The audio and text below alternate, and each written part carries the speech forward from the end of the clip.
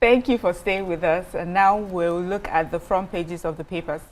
And we're starting with The Nation. Major headline in The Nation today is Edu, soaring revenue, cut in debt to raise economy's profile. Then we have tax reform laws now in Government Gazette. Abiodun to AFCFTA panel in Algiers. Ogun State is Nigeria's top investment destination.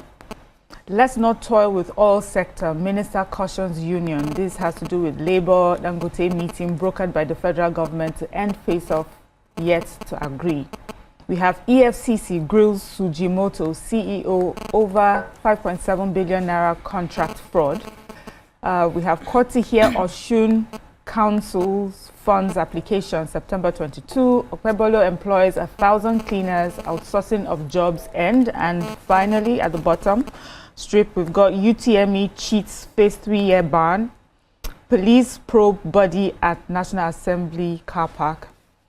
Who's starting? Yes, so the federal government yesterday reminded National Union of Petroleum and Natural Gas Workers, that's NUPENG leaders, and Dangote Group management that the oil industry was too vital to the nation's economy to be subjected to industrial unrest or corporate policies that threaten peace and stability. The oil industry is not a sector that we play with. It is very important to the economy of our country and to our people. The government also said that, they had to call a meeting to broker peace, and the parties had to go into a closed-door meeting session yesterday in Abuja. Then Labour and Employment Minister Mohammed Dingyadi and Minister of State for Labour Nkiru Konye-Jocha led the government team to the meeting, which as at 11:30 p.m., the meeting was still ongoing. They said during the proceedings, a Labour official came out to inform reporters that there was no truce yet. He said while NUPENG insisted that workers in Dangote refinery must unionize, Dangote officials said it should be made optional. A delegate to the meeting told the reporter that about 11:15, the parties initially agreed that the workers at the refinery could unionize, but officials of the firm came up with a suggestion that, it should be made optional. So there's also another part of, the meeting that I will be taking in another paper. So for now, there was no truce. We're still waiting to hear the outcome. Yeah. Okay. I'm happy that they're at the table having a conversation. Okay, so I have the story of, they said EFCC grills Sujimoto over 5.7 billion contract fraud. They said they have been grilling him for over 7 hours. Let me start with the way the Nation took the story. They said the EFCC grilled the chief officer of Sujimoto Luxury Construction Limited, CG Bomi Ogundele, who alleged diversion of 5.7 belonging to Enugu State government. They said the Enugu State government awarded him 11 billion contracts to build schools, but that initially when they awarded the contract, they approved the payment of 30% of the contract, but he went and pleaded that they should give him 50% to enable him complete the project at the appointed time, and so they gave it to him. But so somehow that he has not been on the site, and that the government went and saw what he had already done, that what he has done, that he has only been able to execute about 750 million. That's what they have seen in the project, and that he has refused to return to the site. That was the reason why they went to complain to EFCC. And when they complained to EFCC invited him, but he refused to come, and that was when they now declared him wanted. And they said on his own he surrendered, and they took him to custody, and it took them 10 hours. They were questioning him and trying to get to know what happened. We're going to continue. Why, did you have any story? Yeah, I took that the police are beginning the probe of the death of someone at the National Assembly car park. He was discovered in the car park. He was in he's identified as 55-year-old Gaddafi Itua, a thief man suspected to be a laborer at the construction site. He was discovered in a red Peugeot. They said the registration, I won't say that. The body was evacuated to the general hospital. They rejected him. His body was already decomposing. But they have the chief people have later conveyed the body to the Bawu village, border town between Abuja Municipal Area Council and Kuje Area Council. Okay. And he has been buried to prevent a health hazard. Yeah. So I think they're trying to discover what killed him. Yes. How did he die? Okay. I have the Edo governor, Okpebholo. They said that the governor has employed 1,000 cleaners as civil servants under his Shine agenda. They said that the governor insisted that funds that were previously spent on contractors could cover direct employment based on the new minimum wage of 75,000. He said that about 2,000 new workers had been recruited across critical sectors such as health, education, and agriculture. And he approved recruitment of graduate doctors, health personnel, agricultural extension officers to close pressing workforce gaps. He also added that Civil Service Commission has reconstituted and is set to clear the backlog of promotions, which will now be merit-based through the Edo Prep system. This is a reform designed to retool officers and ensure competence and excellence are rewarded. Then on welfare, Okpebholo's administration has sustained prompt salary payment on or before the 26th of every month, alongside the payment of a 13th month salary in December of 2024. Pensioners have equally benefited with 300 million naira released monthly for gratuities, 1 billion naira dedicated to clearing arrears dating back to 2012, and over 65 million naira paid in insurance claims to families of deceased workers. That sounds like good news for the people of Edo State. Yeah. Let's move on to the next paper. We're looking at, okay, before we take the next paper, let's go on a short break. I'll be right back to continue the paper reviews. Thank you for staying with us, and let's continue with the paper review. Well, the Punch is the next paper. And the major headline in the Punch is 2027 North rallies voters as South tops pre-registration list. And then we have OPS rejects 5% fuel surcharge, TUC threatens strike. We've got Kaduna violence, El Rufai ADC leaders shun police invitation. The bottom strip, we've got seized allocations, court hears Oshun's suit against CBN, 2 killed in fresh Lagos cult clashes. World Cup qualifier, can Eagles fly high in Bloemfontein? I hope I got that right. Then Nupeng shuts depots as federal government Dangote talks drag. Compensation now may stall 712 billion naira. Lagos airport revamp. And then we've got finally JAM uncovers over 6,000 AI biometric malpractices. Let me just go with that quickly, please. So there's a special committee that has been set to probe examination infractions during the 2025 tertiary matriculation examination, that's UTME, and has recommended the cancellation of the results of 6,319 candidates involved in technology-assisted malpractices.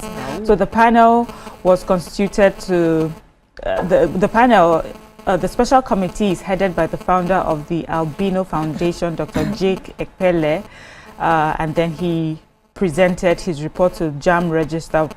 And the report is as follows. Let me just go straight to it. It says 4,251 cases of finger blending, 190 cases of AI-assisted image morphing, and 1,878 false declaration of albinism. He identified other forms of cheating to include credential forgery, multiple national identity number, that's our NIN registration, and solicitation schemes. He also said that the cheating that occurred was not limited to candidates alone, but included a syndicate involving some computer-based test centers, schools, parents, tutorial operators, and technical accomplices. So everybody is involved, even adults, even parents are involved. Can you imagine? So they're saying that the legal framework for tackling biometric and digital fraud was inadequate, adding that public confidence in examination process was eroding. So the committee is calling for amendments to the JAM Act and Examination Malpractice Act to include biometric and digital fraud. So I think this is timely, maybe a little late even. Live on TV yesterday. Yeah. I mean, he also praised the registrar. He said he gave them the carte blanche to do their What they needed to do. Yeah. He didn't pick up their calls. Just come out with your report. And again, I think was it a 500-page report or something. Wow. That's a lot. Yeah. Let me quickly continue on Nupeng. So the Punch reports that petroleum tanker drivers on Monday made real their threat to shun fuel loading due to the crisis between them and Dangote Refinery as a result of the unionization of tanker drivers. Said this was despite an appeal by the federal government that they shelved the plan. Now, they said in some parts of the country, filling stations were also closed by Nupeng members. The Aradel Refinery in Obele, Port Harcourt was shut. The Kwale Hydrocarbon Facility in Delta State was shut. Nupeng had on Friday declared its intention to stop loading fuel this week over allegations that the Dangote Refinery planned to ban the drivers recruited for its 4,000 trucks from joining the union. And Nupeng President Williams Akboreha on Sunday, that was day before yesterday, confirmed that the federal government had reached out to the union so that they can avert the strike. He, however, insisted that the industrial action would still go ahead. And as of yesterday, there was full compliance with the directive that no driver should lift fuel. They said checks by one of the correspondents confirmed that activities at petroleum depots were paralyzed across the country. Nupeng officials visited the depots to enforce compliance. We've been seeing a lot of trucks, hanging around. I hope they would lift this. I hope this meeting will be fast. This one that they met till middle of the night. I hope they come up with something so that we don't... Life is too difficult right now for us to still add fuel into the yes, lack of availability of fuel to the mix of what is going on. Please, as fast as they can, I beg. So I have the Kaduna violence gist. They said the former Kaduna State Governor, that's Malam Nasir El-Rufai, submitted a petition against the state's Commissioner of Police, Muhammad Rabi'u, over what he described as unprofessional conduct, abuse of office, and serial violations. Earlier on, they said the Kaduna Police had sealed the Kaduna ADC Secretariat and subsequently invited El-Rufai and other ADC leaders for questioning. They said the alleged conspiracy, incitement, mischief, and disturbance of public peace in the state. But El-Rufai did not honor the invitation. Instead, he dragged the police commissioner before the police service commissioner. He said the commissioner of police and some officers of the Kaduna Police Command had engaged in acts unbecoming of their calling. He said since assuming office in December, and he said they serve interests other than those conferred by law, and he also insisted that such behavior tarnished the image of the force and eroded public confidence in its leadership.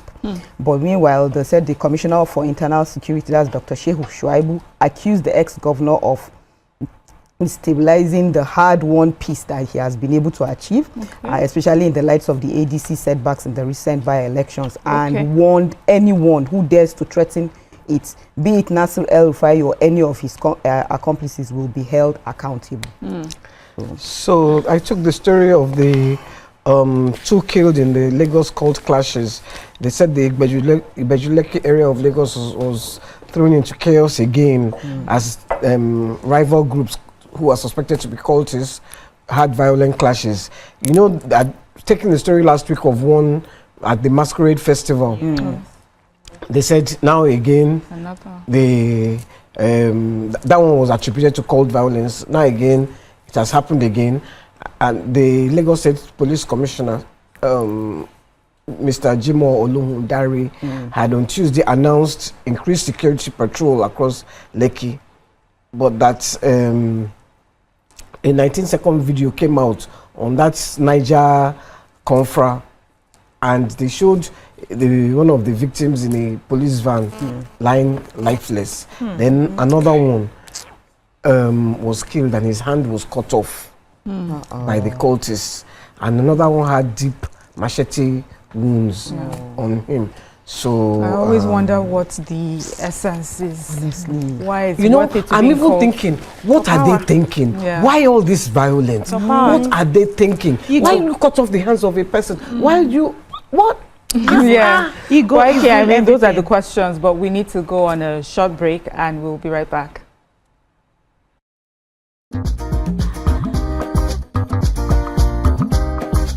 Stay tuned. Your View will be right back.